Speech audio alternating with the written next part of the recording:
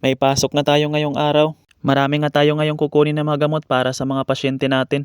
Sa mga hindi pa nga nakakakilala sa atin dyan or bago pa lang dito sa page natin, ito nga pala si Rome. 6 years na nga tayo dito nakikipagsapalaran sa United Arab Emirates. Yung trabaho nga natin dito, isa nga tayong patient coordinator dito sa isang home care. Ganadong-ganado nga tayong pumasok ngayon dahil nga bukas day off natin. Sa isang linggo nga, 2 araw nga yung day off natin. Yun nga yung Sabado at saka Linggo. At bago nga tayo makapag-day off, mapapalaban nga muna tayo sa trabaho natin. Dahil nga kailangan natin maibigay yung mga request ng mga nurses natin dito. Thursday pa nga lang ng gabi, nagre-remind na ako sa group namin.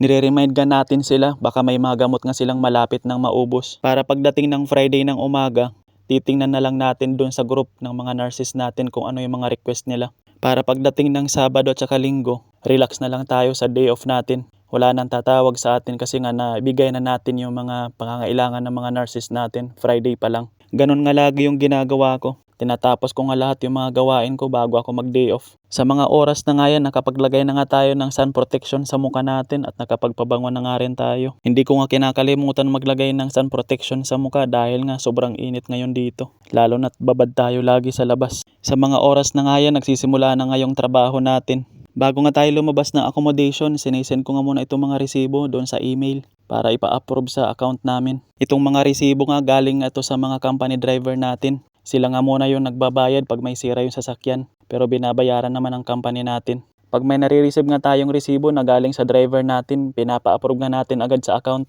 para naman may gamitin silang pang budget nila kahit papaano.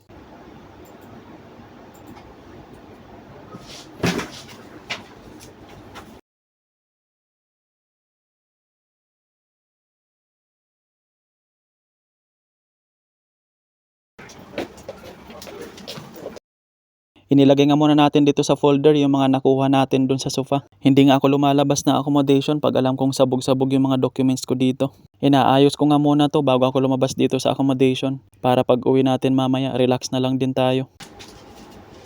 Hinahanap ko na nga yung number ng driver natin, yung magpipick up sa atin ngayon sa Accom, para matawagan na natin. Sa mga oras na nga yan, na-pick up na nga tayo sa accommodation. Kasama ko nga pala dito si Nilmer. Nakisabay nga sa atin ngayon dahil nga magpapatahi daw siya ng uniform. Dito nga sa Western Region, hindi na nga ganong mainit ngayon dito kumpara sa Abu Dhabi or Al Ain na sobrang init. Kachat nga natin yung isang kaibigan natin sa Abu Dhabi. Sabi niya sobrang init daw ngayon dun. Siguro nga kaya nga hindi ganong mainit ngayon dito dahil nga mas marami yung puno dito kumpara sa Abu Dhabi. Sa mga oras na ngayon, nandito na nga tayo sa pharmacy. Kukunin na nga natin dito yung mga gamot ng mga pasyente natin. Buti nga walang gaanong tao ngayon dito. Hanggang dito nga lang muna yung vlog natin dahil nga marami pa tayong gagawin.